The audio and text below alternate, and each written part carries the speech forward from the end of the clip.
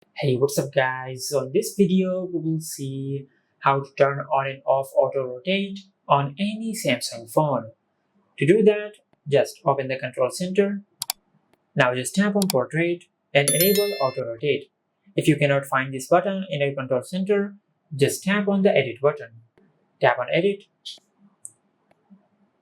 select auto rotate from here. After that, tap on done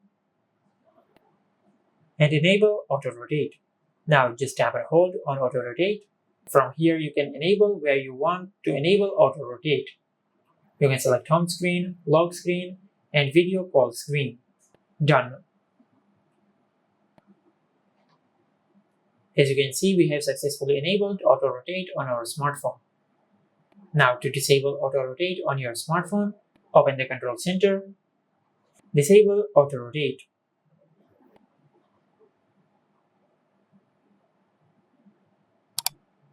And this is how you can turn on and off auto rotate on any Samsung phone.